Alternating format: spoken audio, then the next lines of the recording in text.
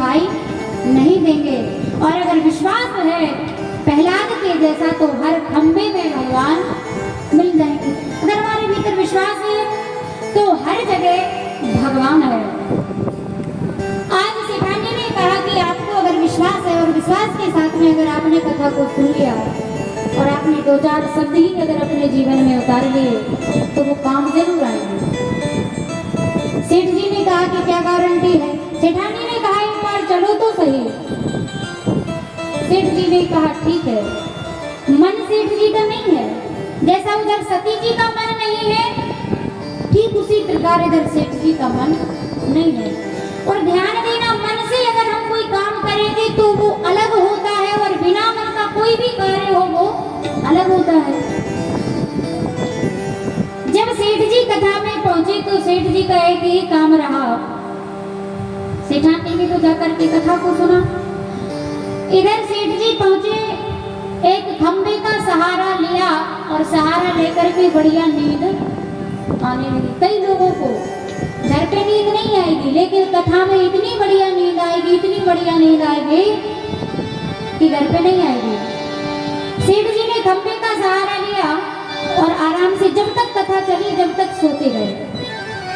लेकिन ध्यान देना, जो कथा बोलता है ना उसकी नजर सब पे होती है। कौन मन से सुन रहा है, कौन बिना मन के बैठा है, कौन नींद में है। जो महाराज जी कथा सुना रहे थे उनकी नजर सेठ जी पर पहुंची तो सेठ जी तो सोते रहे 4 घंटा, जब तक कथा चली जब तक सोते रहे। एक दिन तो उन्होंने कुछ नहीं कहा, कोई बात नहीं, चले गए। दूसरे दिन जब सेठ जी का आगमन हुआ और व्यासपीठ के पास आकर के उन्होंने प्रणाम किया तो महाराज जी को हंसी आ गई, रहा नहीं गया और मुस्कुरा करके हंस करके कहा कि महाराज आ गए। क्योंकि आप जैसे श्रोता भी जरूरी है, क्योंकि ध्यान देना श्रोता भी कई प्रकार के होते हैं। पहले होते हैं श्रोता जिन्हें सिर्फ कथा से मतलब होता है, बाकी दुनियादारी से कोई मतलब नहीं है। आनंदमय कथा को सुन रहे हैं वो श्रोता होते हैं। और कई लोग होते हैं श्रोता जो कथा में आते हैं और सो जाते हैं, वो श्रोता होते हैं।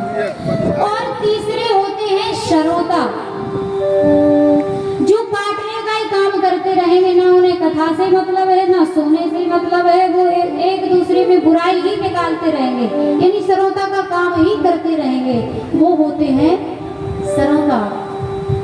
महाराज जी ने जैसे ही देखा सेठ जी को कहा आ गए तो सेठ जी ने कहा कि सेठानी ने कहा था कि कुछ शब्द याद करना है, एक काम करो कि एक शब्द तो सुन लिया है कि आ गए, एक तो यही रट लिया जाएगा। और आज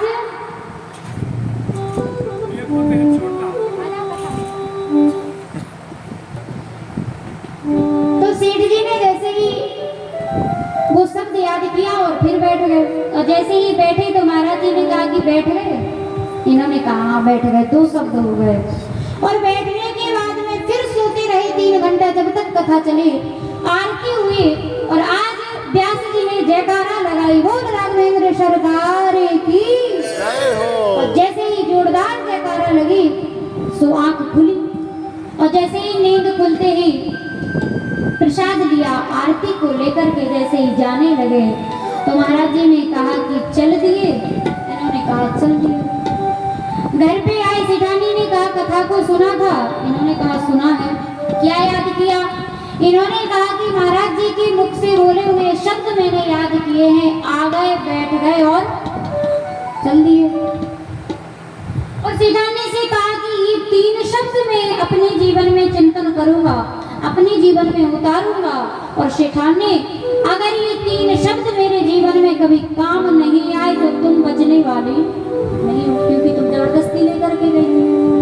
सेठानी ने भी कह दिया कि पहली बात तो ये कथा में से कोई शब्द नहीं है, कथा के शब्द नहीं है, लेकिन सेठ जी ध्यान देना व्यासपीठ से बोले हुए शब्द हैं। और विश्वास के साथ अगर आप अपने जीवन में उतारोगे तो कभी ना कभी कहीं ना कहीं ये शब्द भी आपके काम जरूर आ जाएंगे। धीरे धीरे धीरे धीरे टाइम निकला। एक दिन की बात है, आधी रात का समय है, सेठ जी शयन कर रहे हैं। सेठ जी के घर में चोरों का आगमन हुआ। चोरों ने सोचा सेठ जी ने खूब माल इकट्ठा किया है, क्यों ना आज इन्हीं के घर पे दावा बोल दिया गया। आज चोर जैसे ही सेठ जी के घर में पहुंचे, इधर सेठ जी की माला चल रही थी कि आ गए, बैठ गए और चल गए।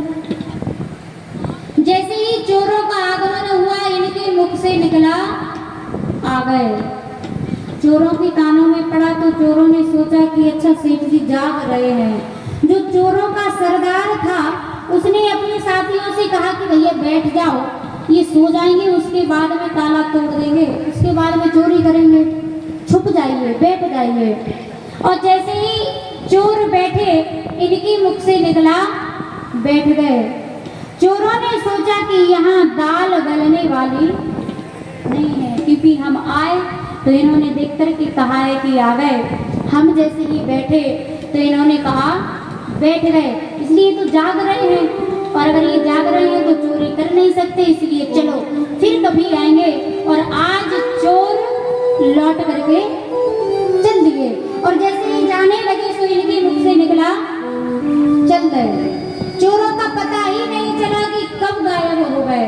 कहने का मतलब ये कहानी थी, कोई कथा नहीं थी, लेकिन इतनी बड़ी सीख हम और आपको दे रही है कि विश्वास अगर है, विश्वास के साथ अगर हम और आप कथा को सुनेंगे, अपने जीवन में उतारेंगे, तो जरूर भगवान की कथा कभी ना कभी, कहीं ना कहीं काम जरूर आएंगे। बोले नारायण भगवान की कि एक बार त्रेतायुग माहे शंभु गए कुंभज ऋषि काहेरा।